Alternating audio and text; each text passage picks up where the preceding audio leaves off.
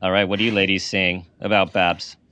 I got bangs. You got she got bangs. We all got bangs. We all got bangs. Actually, I actually noticed that from your headshots. I noticed there was a little different. That's so funny. Live. Yeah, over time.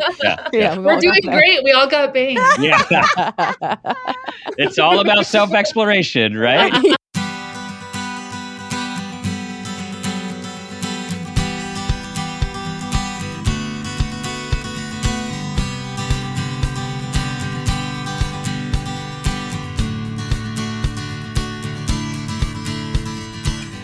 Welcome to Parent Footprint with Dr. Dan. I'm Dr. Dan. This show is about making the world a more loving, accepting, and compassionate place, one parent, one person, and one child at a time. The key to raising healthy and engaged kids is for parents to seek the same in their own lives while striving to be the best versions of themselves each day. No matter who you are or where you came from, with increased awareness, you can be purposeful about leaving a healthy footprint for your children, your family, and all those you care about, while living your own life to the fullest. Today's show, people, is an exciting show. This is our 3rd anniversary show with Exactly Right Media, and I have the distinct privilege of interviewing my Exactly Right family members, Babs Gray, Brandie Posey, and Tess Barker, for today's show titled Lady to Lady, Unfiltered. Comedians, lifelong friends, and podcast icons, Babs, Brandie, and Tess host the highly acclaimed, hilarious, and raw weekly podcast, which you all know, Lady to Lady. After over 10 years and 600-ish episodes, these lifelong friends know a thing or two about comedy and riffing on everything from pop culture to fitness, life hacks, and lady problems. And their podcast has been described as basically being like a party in your ear holes. Ladies, welcome to the show. Thank you. Thank you for having us.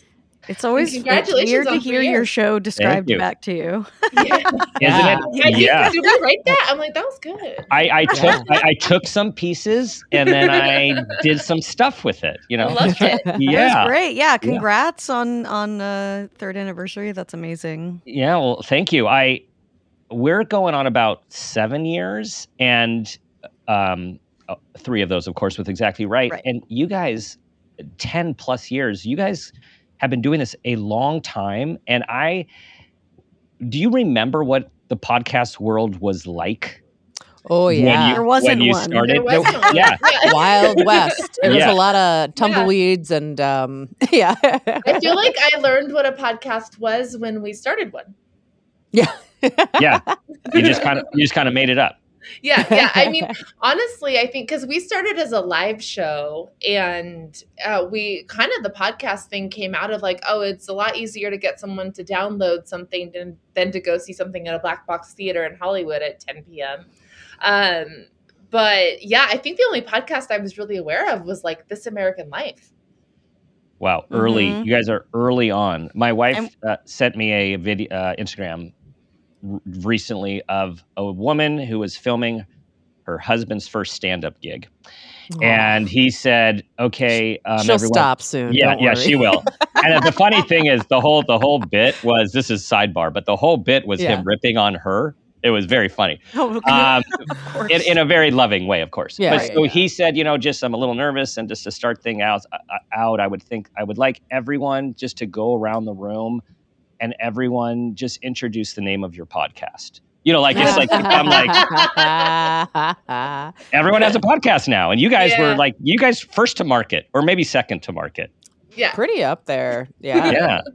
Yeah. I feel like, there's only a few people who've been going longer. And it's like, they weren't called podcasts until, a certain point too. It's like, sort of like radio shows still or whatever. Yeah, you're welcome, Marin. You know. Yeah, it's wild. And it's like we have obviously all evolved and changed and stuff like that too. So it's good for us to have a resource to listen to what we used to get up to, because I certainly don't remember personally. Yeah, I was thinking when I was planning the introduction, I was thinking about you guys as, I don't think I said this, but I was thinking about you guys as rock stars. We went with iconic, but rock stars. And I was thinking, is that that appropriate? Because you guys are podcast stars, but being called podcast stars does not carry the same thing as a rock star, right? It's just not. No. There's like no a energy table drink called the podcast star.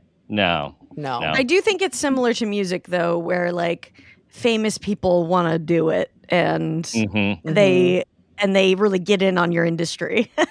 Yeah. And video might kill us. So yes, exactly. And video is killing the podcast star.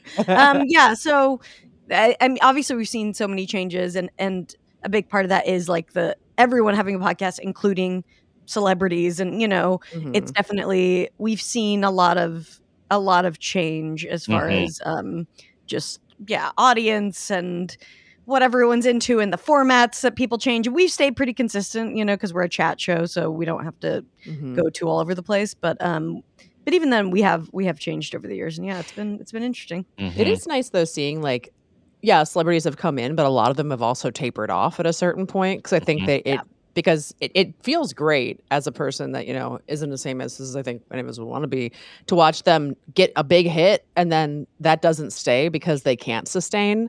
Right. And it's like we're coming up on 600 episodes, and it's like only gotten better over time. This is a skill. A lot of people don't think this is a skill. Yeah, we've never become really famous because we want to keep the integrity of the podcast. Exactly. It's on purpose. Yeah. Right. It's about values, right? Exactly. It's about values. That's exactly. Right. Yeah. I mean, how fun is a podcast that the three of us are like, well, we can't leave our house because we're scared of the outside world. So that's not fun. I think a few things are noteworthy. Of course, one is the longevity. And to your point, I heard a stat recently, which I don't even remember what it was, but the amount of podcasts that actually last is a very small percentage, right? And the ones that get to 2 years, I think is like some number, is still very low, but that means something. You guys are at 10. And not only are you at 10, there's 3 of you. So for everything to work first live for all those years, and then now virtually, that is a lot of sustained consistency to keep that up. And we all still like each other a lot. We love each other. Yeah, we love each other. Yeah. I think we just got really lucky in that we did just find something really special in our relationship with each other. And there's a level of commitment that we all really have, which I think is rare to find within a group of 3 people to do any kind of project for that long. So I mean, we're very fortunate. Yeah, it's like when you get stuck in a group project at school or something. And obviously we all chose to work with each other, but you just don't know what somebody's going to be like to work with until you do it. And we did luck out in that we all were, really committed. And we also, when we started, the person who ran the theater where we did our live show, he had said, like, do you guys know about podcasts? And we didn't. His name's David Janov, and he was kind of the one who suggested it, and he became our producer. And we had a producer from the beginning, which helped us so much, because I think us sitting there and editing it ourselves and listening to it, who knows if we'd be here, because that's, that's really tough.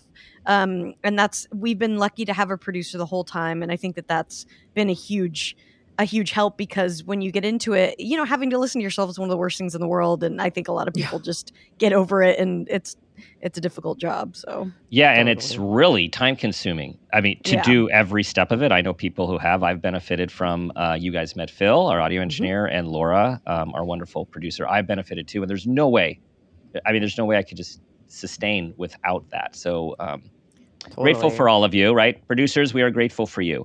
Shout out to producers. Yes, shout out. We need to start probably a National Producer Day. Do we have that yet? I mean, they can put it on the calendar, right? Okay. Yeah. Okay. We'll figure it out.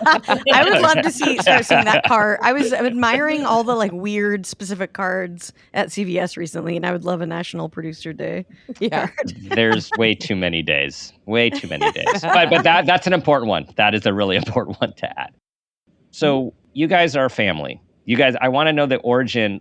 On the show, we talk a lot about how we are influenced by others and how we influence others. And the whole thing is about this awareness about our own lives, so we can continue to grow in human beings in as purposeful a way as possible, and keep learning and growing. And you guys have been doing life together for a very long time. So I actually haven't heard your origin friendship story. I was wondering if you could share that with us.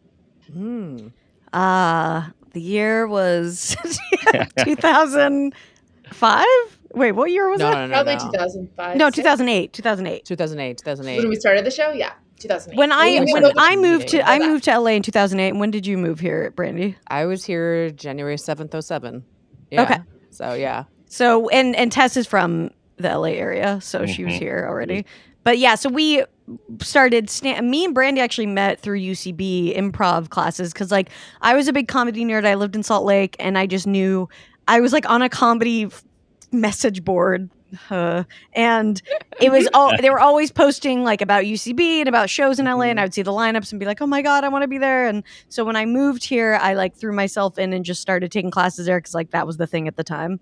And then Brandie like took her 101 class at the same time as me, and we met like kind of at I think at like the party at the end of those. Like our rap party at the end. Jerry O'Connell was also in that improv class with me. And there was a moment where he was maybe our fourth. But Jerry O'Connell is like hosting the talk now. I just saw him randomly, and I was like, "What's going on?" My improv buddy, Good there he is. We need to get him on the show. I know, it'll be funny. Yeah, and then we both started doing stand up like around that time too, and then met Tess. Just because when you start stand up, you're just doing open mics like every single night of the week, like doing as much as possible. Yeah. Oh yeah. Yeah. So what was the connection then? How did it all connect with the trio? Really, it was the show. I think we became a trio when we started doing like we were friends. Yeah. We were all friends with each other, but we became like a girl group when we started the show. And it was the Go-Go's. I think it was literally. Sorry. Well, obviously there was the origin story. We were. Well, I guess my earliest memory of the show was sitting outside my apartment. It was like the day after one of my birthdays. And you guys came over that morning because I had that I used to live on like a hippie commune in the Hollywood Hills, and Babs and Brandie came over like around breakfast time, and I remember like sitting around a picnic table with you guys, like, okay, we're seriously going to do this. We're going to have a show, and like sitting and hashing the show out. But I'll let you guys tell the origin story. Came up with I think I remember there was a show called Holy Fuck. It was like a stand-up show that was pretty popular, and like we were very much like just doing shows all the time, making stand-up shows, and we were outside talking afterwards, and somebody had said something like man to man, and we were like, oh, what about lady to lady? And that was just like, and then it was like the name was the first like thing, and then I think, I don't know, we were just like, oh, maybe we should try to do a talk show with that name, a live talk show. And then we went over to Tess's, and I remember that. I remember sitting down, like writing on a notebook, like, what's our ideas? What do we want to do? Yeah. And the talk show, we haven't done it live in a minute, and we did it live pretty consistently for years.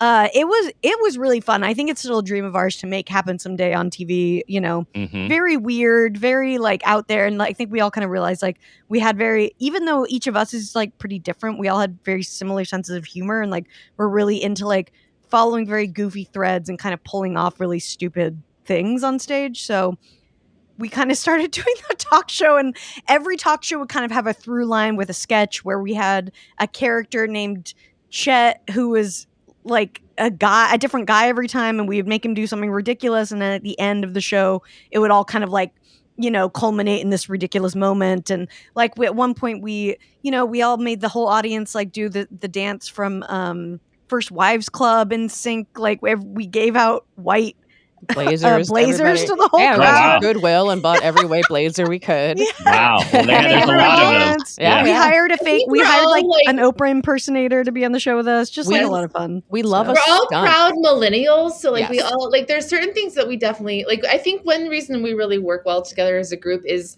we definitely each have our own like Spice Girl character, but there is this bedrock of references that we all share. And like, we all really love like millennial nostalgia pop culture. We all love goofy, immature humor. We all love absurd humor. So there's that sort of like Venn diagram has a pretty big center that we definitely share.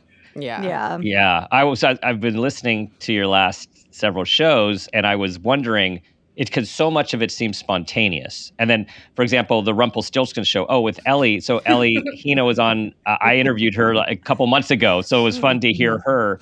And I was like, okay, the title's Rumpelstiltskin, and then I'm listening. All of a sudden, there's Rumpelstiltskin comes into it. I'm like, aha, now I got it. So I was curious how much you guys. Okay, here's our theme, and then you just riff.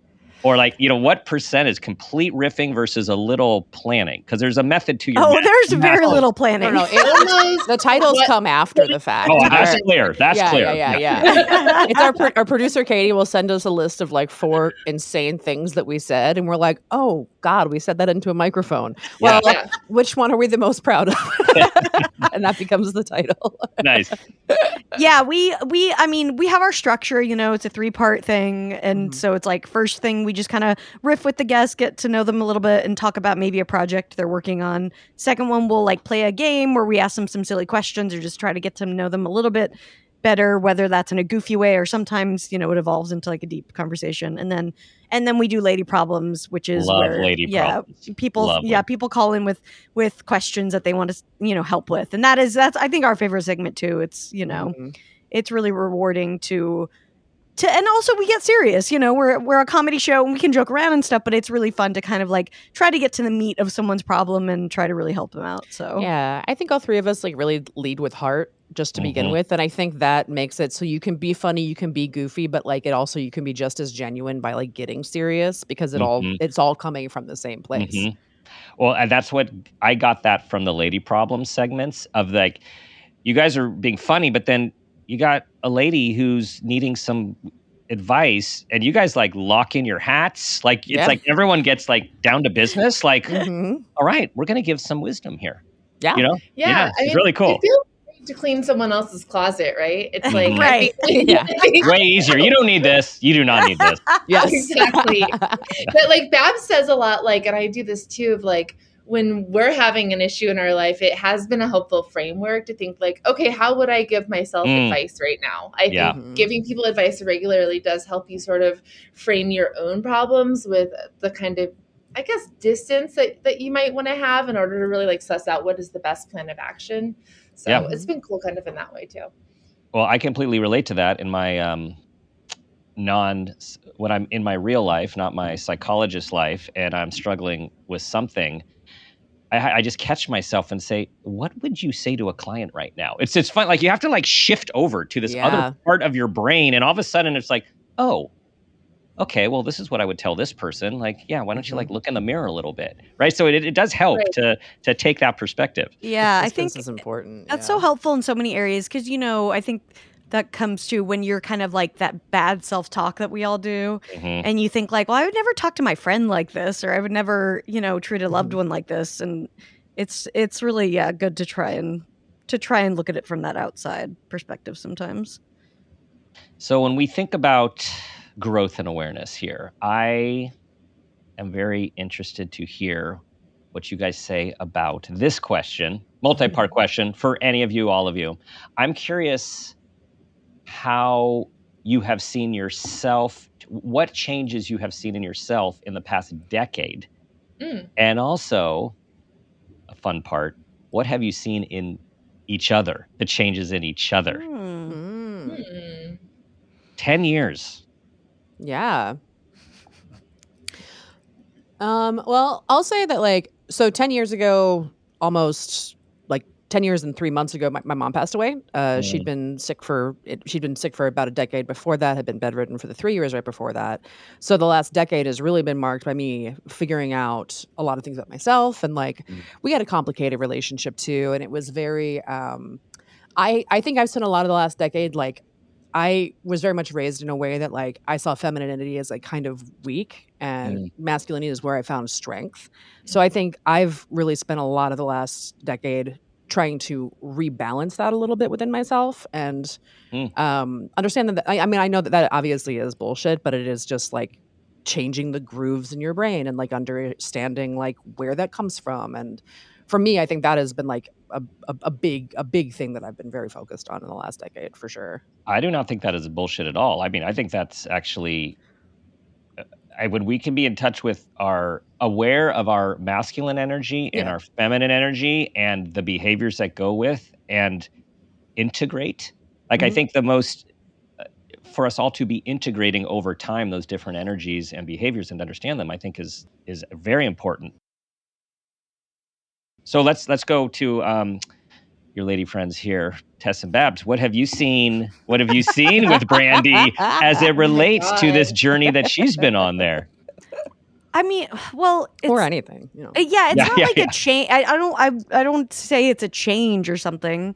And this is true of both of Brandie and Tess, but I think it's just like a tenacity, you know, like just a very, just the, I don't know, the willingness to like stand up for what she believes in, and you know, and to like really just put the work in. And again, this is something that you don't know when you get together with people, like what that is, but just I mean, we work in a really difficult industry, you know. This it's a killer to try and make it in the entertainment industry, and we've all been through like a big roller coaster. And I think just Brandie, like, you know, just continuing to push yourself and evolve as a human, and like, and again, like, just be a good person in an industry that does not like favor good people is, you know, is something like I just see consistently, and that's like really beautiful to see from someone. Cool. Yeah, I mean, I think Brandie too. I don't know if it's even necessarily a change as much as just like this.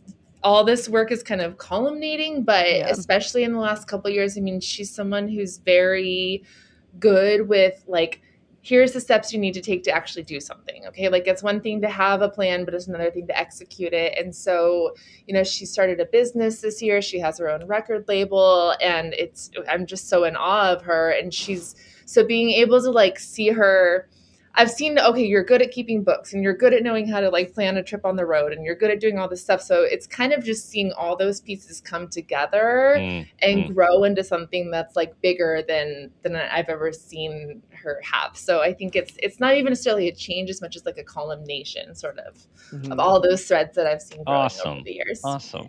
Yeah. That's got to feel good.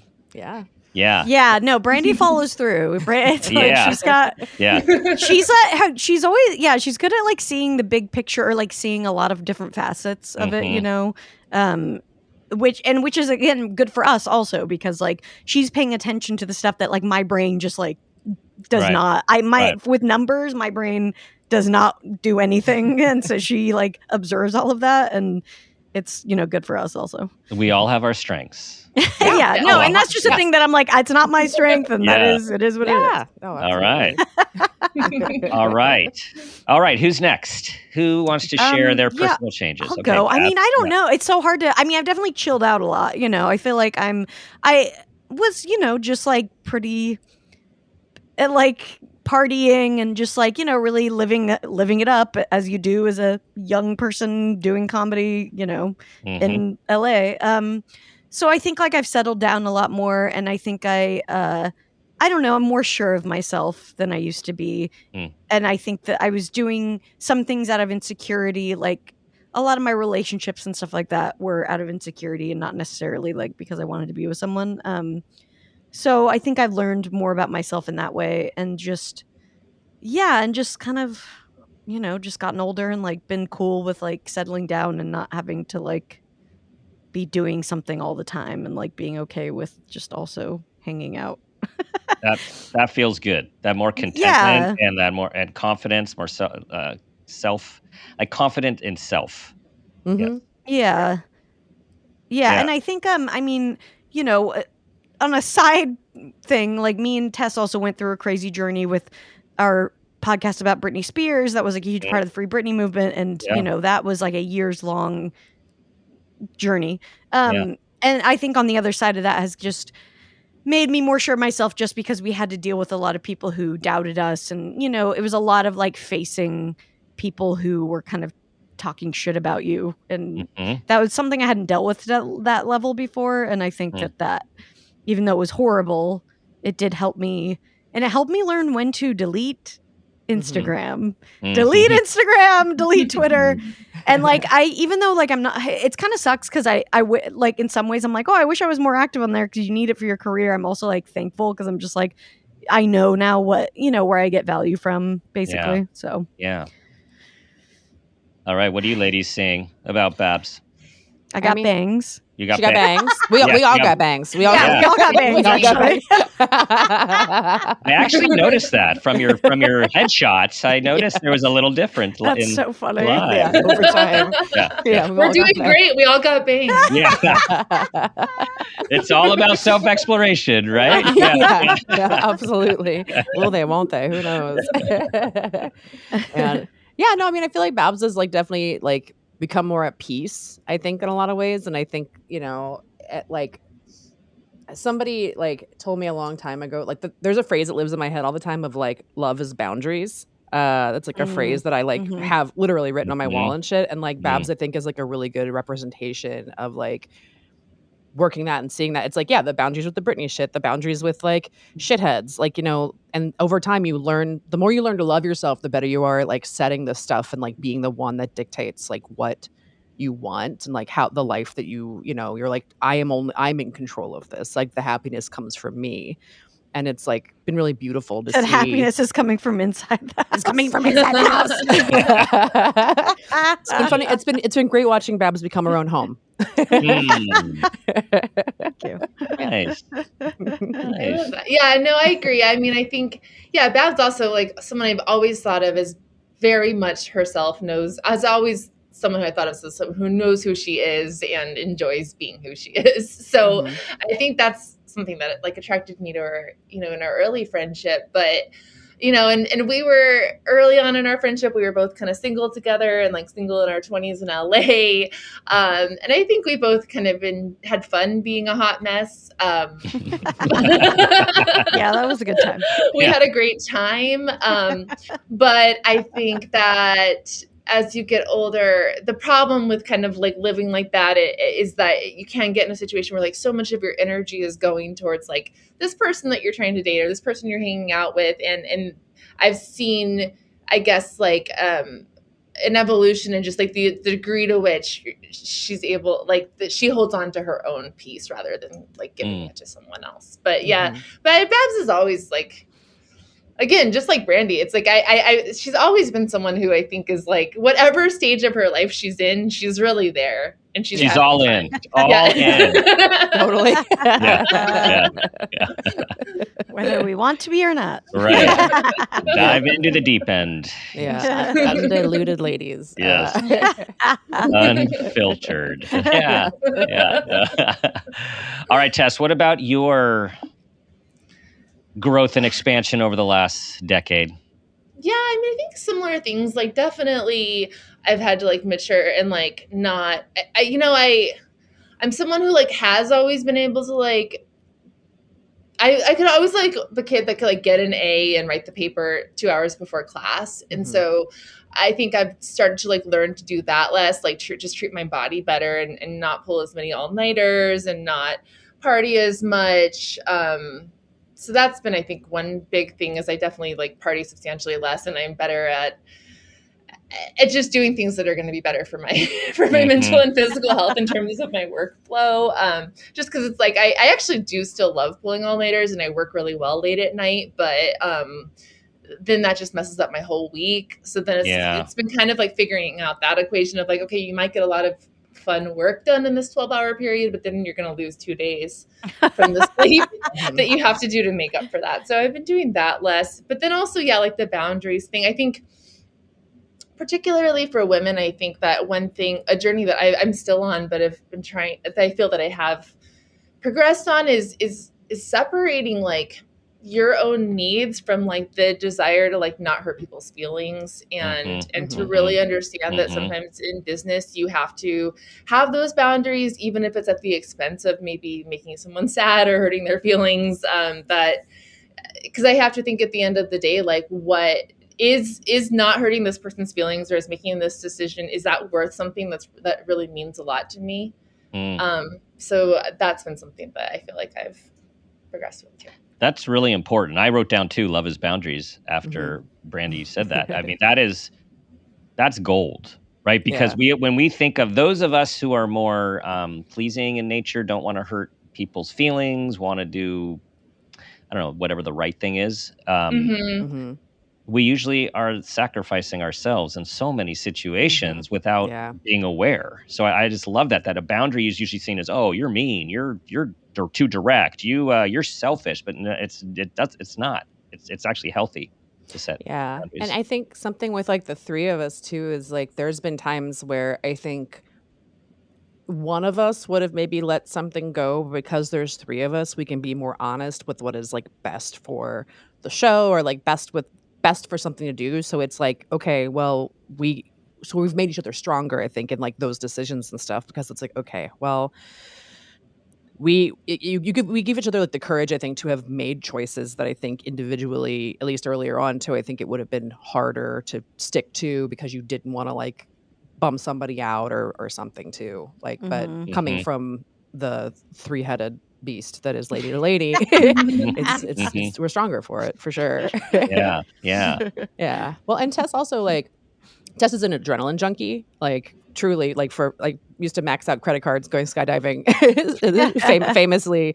And I think it's been amazing, like, and she's also such a selfless person, and like watching her like marry those two things over time and like really like get like that same rush and satisfaction from like saving a dog, like from doing all this shit that she does, that is like a boundless amount of energy that is like crazy, that like I love just to watch like how much she's been able to like take care of other things, and while also learning those boundaries and stuff around it now too, which is cool. Like, it's very cool. Yeah, cool to have seen it, like, you know, it was always there, but to have seen it like turned out more and more over time is like just really awesome to see. Yeah, it's that's the thing, is it's like, you know, when Tess is just like such a unique individual. There's no one like her. She she has boundless energy, which like is confusing sometimes as someone who doesn't, because you're like, how are you doing this? How did you do that? You know, Coffee. But it's not just coffee. It's like, you know, it's so much. It's you, and so it is really cool to just see her. Yeah, just fine tune like her skills and her passions and her pursuits. You know, and again, like I said, in this crazy industry that's such a roller coaster, continue to like push and do what she thinks is right and what she believes in and what she's good at. And, you know, Brandie started a business recently. Tess just started a new investigative podcast. And like after working with Tess on the Britney stuff and seeing just how good she was at diving down these deep holes and pursuing interesting threads that wouldn't have never even crossed my mind, you know. It's awesome to see her continue to like use that skill in a way that is really interesting, but also really entertaining for people, you know. And I think bringing something new to the table. So it's just, it's cool to see people like, again, that we've known each other for so long, and like everybody's like working their specific muscles that you know are good for them, or whatever, you know, their best muscle. Well, and what I also feel is rare about you guys, and where you are definitely being role models, which is why I want to put this out there, is, you know, back to the rock star analogy. Like, most bands are the band, and when someone goes outside the band for their own side gig or their other project, or to hook up with the Traveling Wilburys or whomever, usually there's problems that happen. And what, in this polarized world of like, it's mine or yours, and there's not enough, you guys have this core hub of lady to lady and the friendship. And then you all completely support each of your multiple other endeavors that we haven't even talked about. You all have done multiple things outside where you guys actively support each other on the show. And this is where I feel there's a lot of feminine energy that I think we need to keep pushing into this masculine dominated world of, like you said, like, I've always hated the quote, nice guys finish last.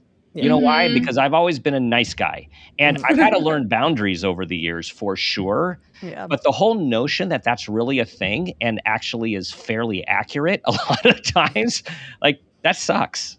Yeah. Totally agree. I mean, I think like one thing that I think we all want our listeners to take away is like, or a couple of things, but like, number one, you can do this. You are supported. Like, you're awesome. And also, like, other women are not the enemy at all. Yeah. Other women are your allies. Like, I think those are two really big themes of our show. And it's something that really plays out not only on our show, but with each other. Like, we really, I mean, Babs and Brandie are like, in addition to being my friends and my co-hosts, like, definitely like the first people that I go to, like, if I need to bounce around some business ideas or like have questions about things, like I it's another reason I feel very fortunate to have them, is we do sort of have this core group of support. And it's like, in the same way that we want our listeners to feel supported to go out and like live their best life, like we very much want that for each other too. Absolutely. I mean, I think so much of what's wrong with the world runs on a scarcity mindset of like, oh, there's not enough for everybody. And it, like, so there absolutely is. And I think that like our show is like, you know, I mean, we've had almost 600 episodes. So we've had almost 600 guests on who are like predominantly very funny women. And I think that like our industry specifically, I think, likes to pit women against each other and say there can only be like one comedy queen at a time or something, or like women aren't funny or whatever the hell. And it's just like, well, here's like 600 hours that like prove that that's not true. And like, it's like, I think it's just banishing that scarcity mindset in like every way in your life, where it's like, jealousy just means that like, why are you jealous of this? Okay, well, because that just wasn't my path. Then what is my path? Okay. And I think something too is like, we've always been in control of our own show. And I think especially during like, you know, especially during COVID, where it's like our industry disappeared completely. It was amazing to have this. We're in control of it, like, you know, completely with creativity and stuff. And like, there's been moments where we've all been close to stuff, or like something was going to pop off, but then some industry asshole messed something up, or like we got strung along, or like whatever. But to have like this and be like, oh, when you actually control your own means, like you can do anything with it. And I think that's been like a powerful, at least for me, like a very powerful force, is to be like, no, you can have control of your thing. And it might not look like the thing that you thought 10 years ago a career was supposed to look like or whatever, but it's like, you know, things change over time, and I wouldn't trade any of it at all. This is the utopia. We're living in the utopia right now, right here in our screen. Yeah. Hear that, everyone? Love is boundaries. There's enough to go around. You're awesome. We got you. They got you. All right, let's do this. Okay. Okay, another question for you guys. Tapping into your wisdom. At this stage of your life, what gives you meaning and purpose? Cats. That's a good one. I just crushed an ad for Litter Robot, by the way. Yeah. Yes. We're trying to get that. Yes. Yeah. It's awesome. Okay. I want one so bad. Yes. Right. Okay. We're going. Wait, what is the question exactly? Yeah. Sorry. What gives you meaning? We went from what gives you life and meaning. Exactly. Yeah, you know, cats and life. What gives you purpose and meaning at this point in your life? I mean, I think personally, I am always trying to push to evolve and push and try and like grow, and that like you can be in different areas at different times. I mean, I love stand-up comedy. I love getting better as a comedian. That's one of my favorite like feelings and one of the favorite muscles that I've worked over the years. And it's really fun to be able to go on stage and like trust yourself and not even be prepared but have it go well or whatever. So that brings me a lot of joy, as someone especially who's like, there's not a lot of skills I've really like honed in on, and that's one of them. And so it's nice to see kind of the fruits of your labors after working a lot on something like that. So yeah, I would say that, and my home, being here with my boyfriend who I've lived with for 5 years, who's lived here with me for 4 years.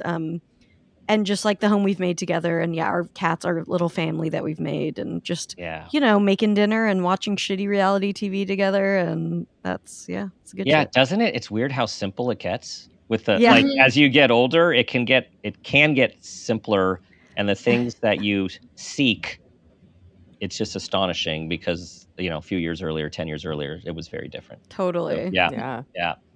No, absolutely. Yeah, I mean, I feel very like.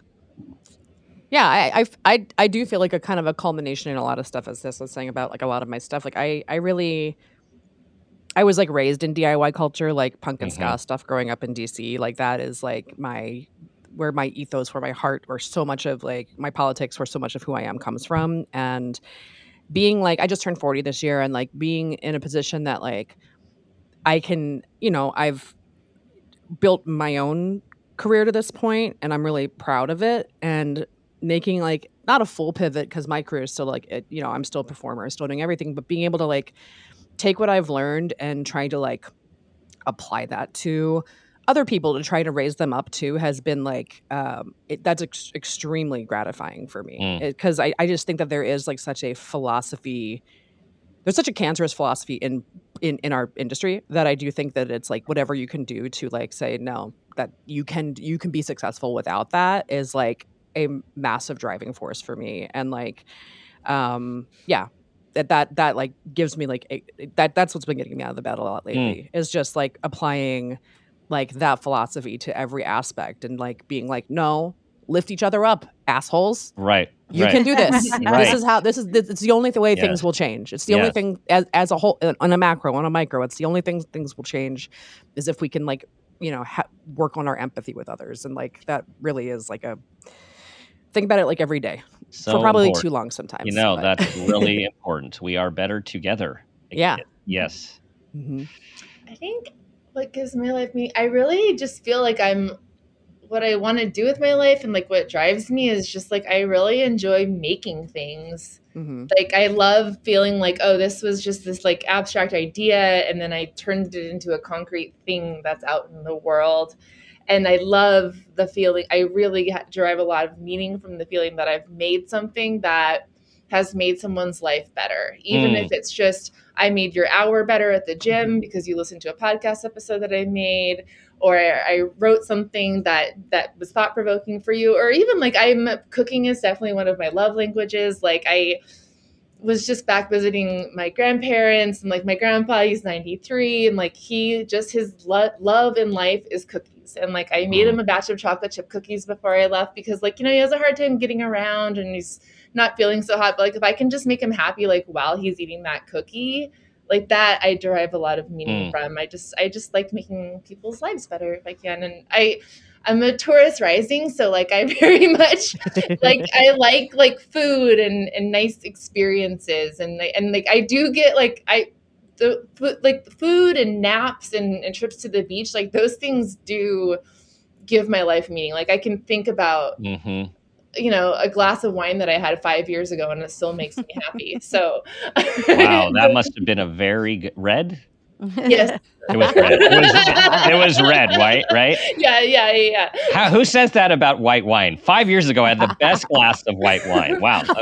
I'm on an Albarino kick that I may 5 years from now let you know about. Okay, I do. I like Albarino. We'll reconnect on that.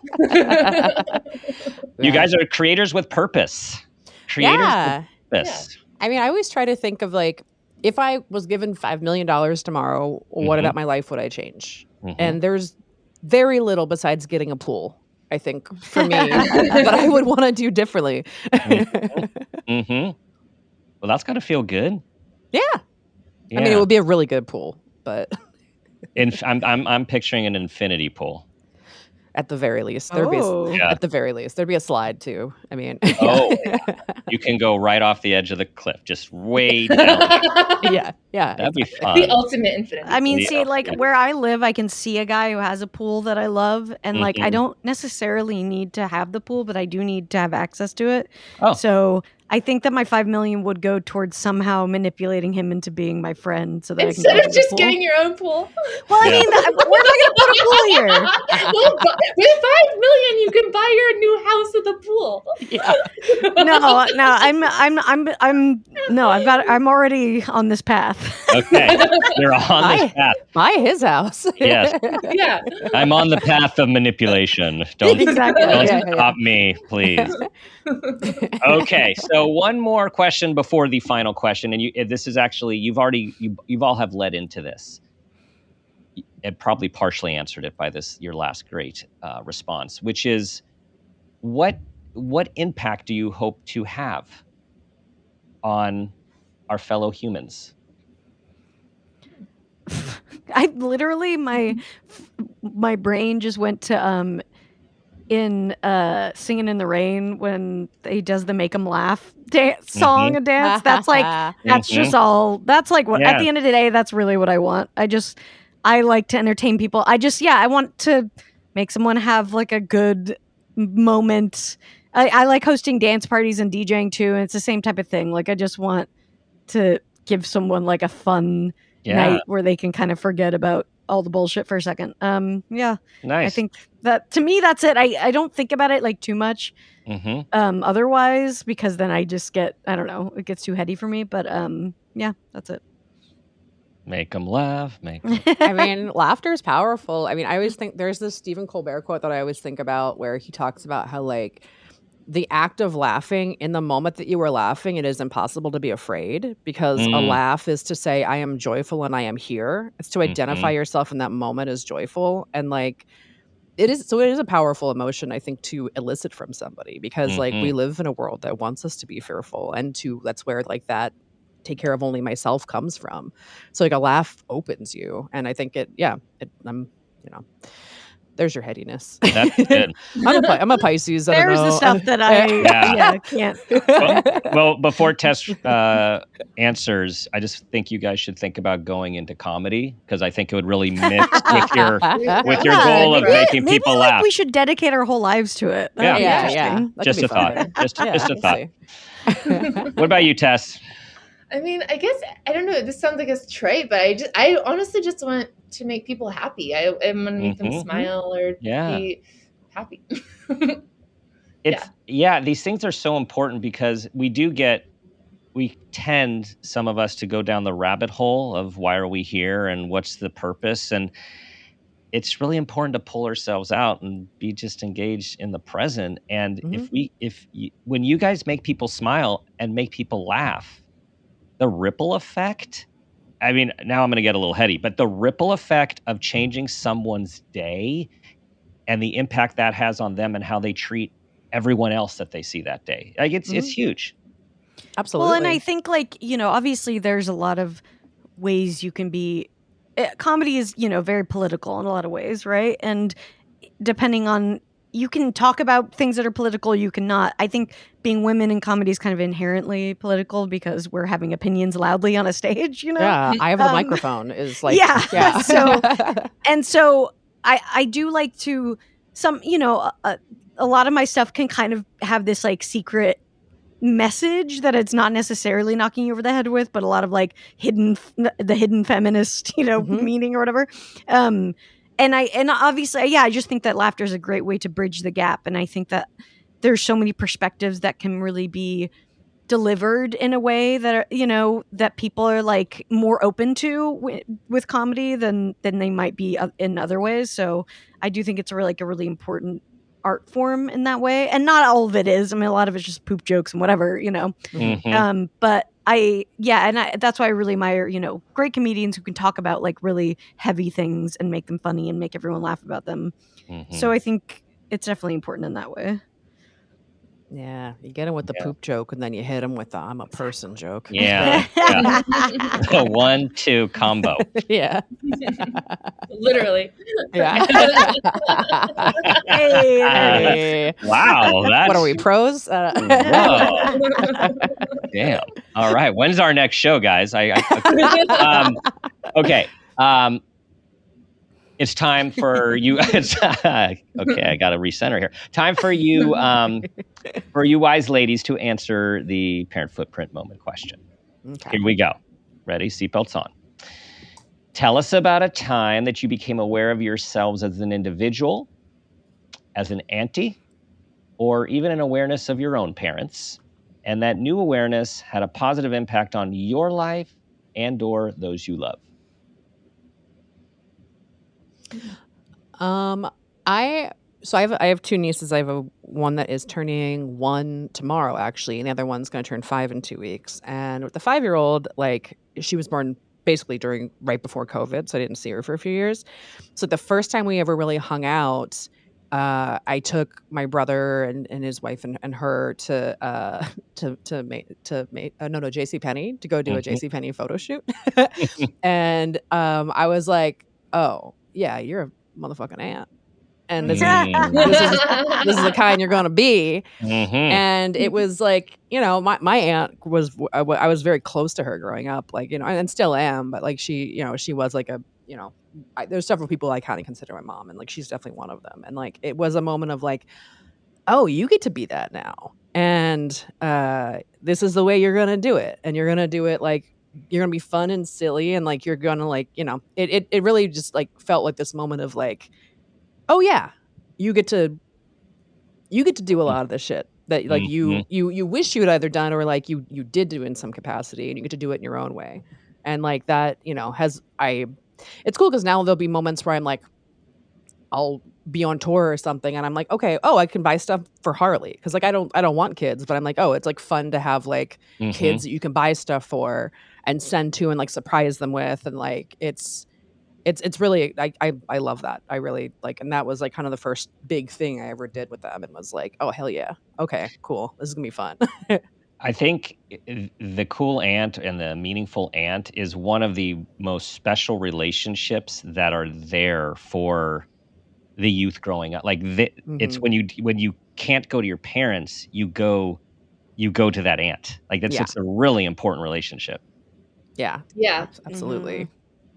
Yeah, I think for me, because I had, I have a lot of aunts and uncles who I love very much, but like especially I had an uncle that he lives in Santa Barbara, and he's my godfather. And like throughout my childhood, he doesn't have kids, and he would take me to like these nice lunches in Santa Barbara, and that's where I got my taste for good food and nice restaurants. And my oldest niece, who is like literally like, in every way we're kind of the same person. She looks like me, she acts like me, we're very close. And I took her to see Hamilton at the Pantages a couple years ago for Christmas. I surprised her with Hamilton tickets, and we went out to brunch before, and like she ordered off the adult menu, and I had the waiter like make her a mimosa with Pellegrino and orange juice, and she it was just a really wonderful day. And that was like the first time that I realized like, oh, like in the same way that my uncle kind of introduced me to these sort of nice parts of life, like these moments where it's like, yeah, this sort of like luxury is available to you, and you should take advantage of it, and life can be like this.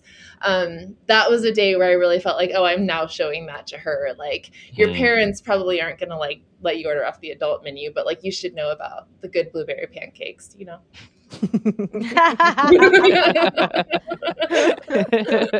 Everyone should know about those. Oh, absolutely. Yes.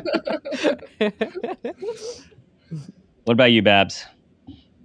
Yeah, so my brother and my sister-in-law live in Washington with my niece and nephew, and so I see them maybe, hopefully twice a year, usually twice a year, maybe 3 times if we're lucky.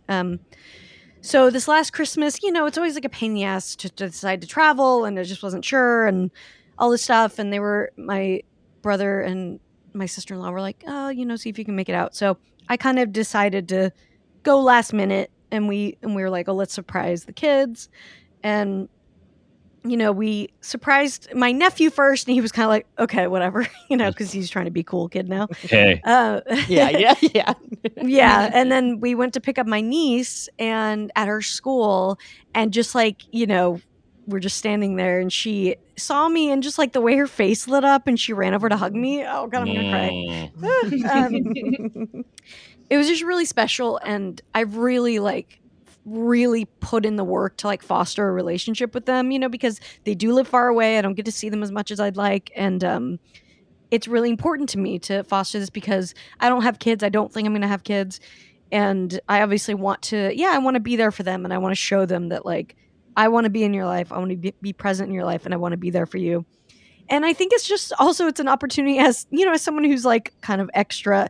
It's a really fun opportunity to be extra and to be like, you don't have the rules that a parent has. You can kind of be the silly one, and have fun with them in a way that like they maybe don't have, not that they don't have fun with their parents, obviously, but it's just different. And so I have this special thing with my niece where I make her like videos for every birthday, and they're ridiculous and like really out there and stupid. And, and I just, I take this opportunity to kind of use my skills as a extrovert to really show them that I love them and show them that I'm going to be there for them. So I'm looking forward to, just getting to know them as people as they get older and become adults and all of that. But that was a really special moment, when she ran over to hug me, where I was like, oh, like the work I'm putting in is like, it's, right.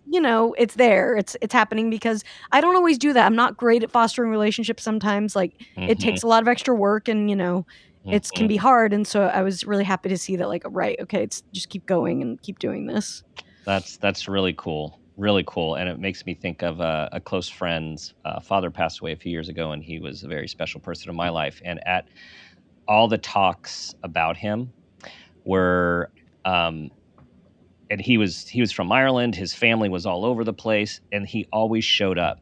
And that's what all of his nieces and nephews who spoke said, that he always showed up for no matter like all the big moments. And it was that presence, and that relationship was so important. So that fills me up, and I want to share that back with you guys. I love that. Making a difference. Like it really makes a difference. And we sometimes don't realize when our lives are so stressed and it's travel and like, is it really going to make a difference? And I think we often undersell the impact that we're having on the lives of our loved ones. Absolutely. I love that. Yeah. Yeah, I'm the oldest of 7 because I have several half siblings, but I have triplet half brothers who just graduated high school. Wow. This weekend I was at their graduation, and it's the same thing. I mean, it's been a lot of, I really put in a lot of work throughout their childhood to be close to them and be part of their life. And it was a lot of travel, and they've moved around, and but it was pretty cool, like seeing them graduate and be like, oh my God, you guys are like adults now. And now I just have these like adults to be friends with who I have all these awesome memories with. That it was years and years of like putting in time and taking time away to spend time with them. But it really, it's very cool to see it, to see it pay off in that way. Not that it wasn't paying off in real time, but to have like a fully formed person that you then have that kind of a relationship with. Totally. Well, guys, thank you so much for making this work with your schedules in one place. You guys are very busy people, and this was something that we wanted to do on our show for a while. And thank you to, again, Laura behind the scenes, who was working on this with your people for a while to make this happen. And this is a special occasion for us. And I am just glad to be more connected to you guys having done this. So fun. Thanks for having us. Yeah, this has been a real pleasure. And we're obviously going to record an episode right after this because that's what we do. So yeah, we'll be getting on a different Zoom. Yes, different Zoom and launch right into it. Yeah. No, it's we thank you for the opportunity, and it's again after doing something this long, we don't always sit and reflect on it that often. So it's really nice to have the opportunity to do that and to think about all the things we've done, and so we appreciate you having us. Yeah, thank you. Yeah, you're doing good stuff. And hey, you are too. Thank you. Too. Thank you. I know 600's coming up. There's going to be a sleepover. So tell everybody about just what's coming up with Lady to Lady, and then also all of your most significant current projects that you're doing now that people can track. Yeah, we started this thing last year where we do a 24-hour sleepover for our patrons, and literally we stay up all night. We did a chop challenge at like 2 a.m. We went fully crazy. on Zoom, being awake all night, and it was so much fun. We had a really good time, and we got to plan the next one. It's coming up, like, end of summer, basically.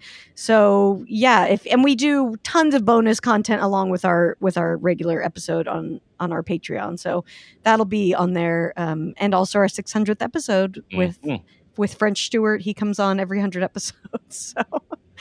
That's also on the radar coming up. Always weird. It's always fun. Yeah. We love him. He's the best. We always there's a stunt of some kind that happens every time with French. Like we've taken him to a Sizzler. We took him to Color Me Mine in Beverly Hills. We got a piñata of him for our 500th and our 10-year anniversary that we showed him on the podcast. He was touched in a way that it was funny, but he was also just like, thank you. No one's ever made a piñata. Be gentle. Yeah, exactly. So that's coming up, which is fun. But yeah, patreon.com/LadyToLady for all of our stuff over there, and follow us, Lady to Lady Comedy, on all of the things. And then I have my record label is called Burn This Records. Our 8th release is on the way out. Tess's was coming out later this year, and it's a more equitable way to make money for other comics, and it's just trying to be a fairer label than most of the ones out there. But Burn This Records on Instagram.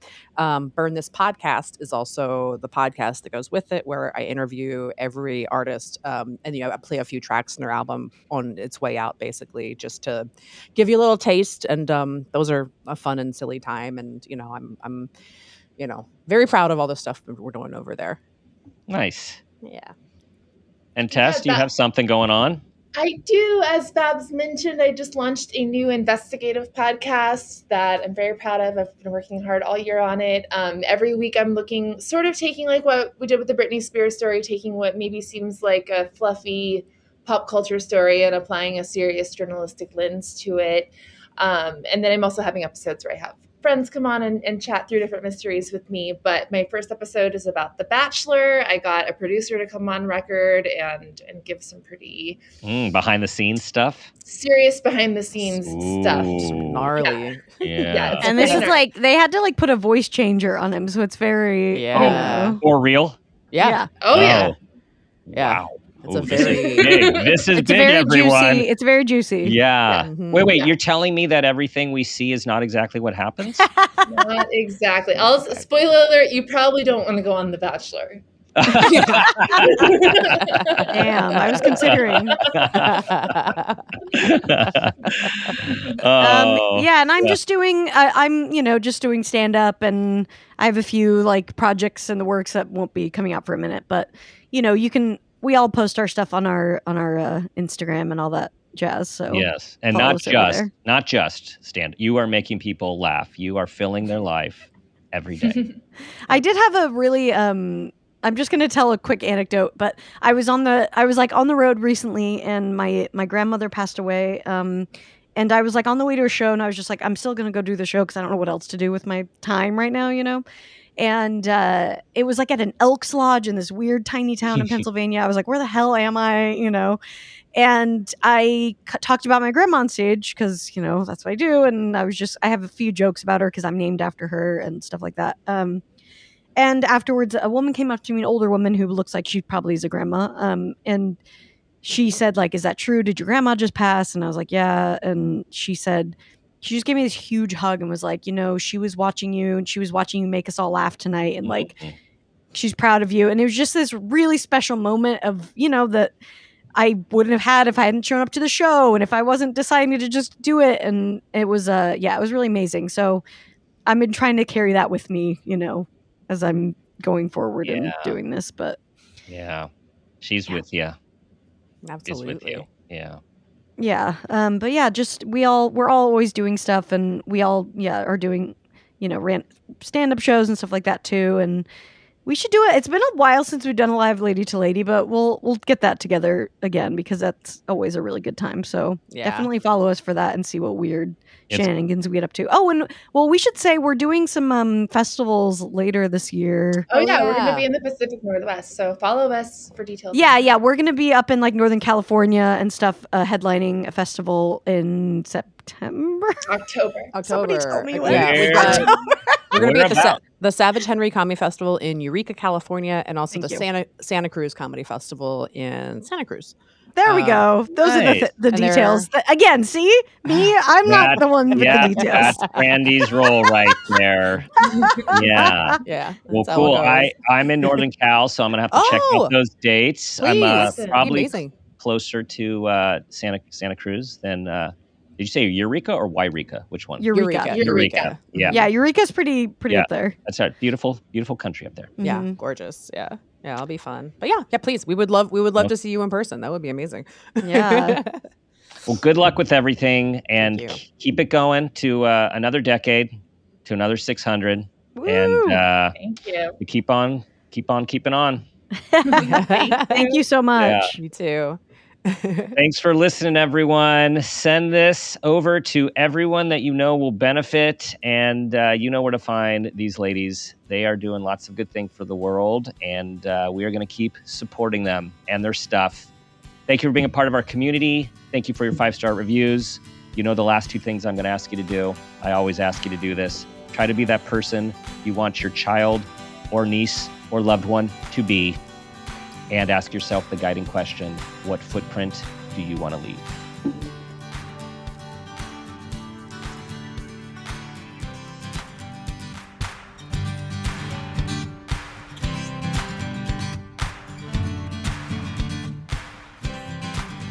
This has been a Peters and Rossi production. Parent Footprint with Dr. Dan is produced by Laura Rossi. Our engineer is Phil Rossi. Theme music is Strummer Man, composed and performed by Pro Tunes. Artwork is by Garrett Ross. Follow us on Instagram and Facebook at Parent Footprint Podcast and on Twitter at Dr. Dan Peters. For more information, go to exactlyrightmedia.com.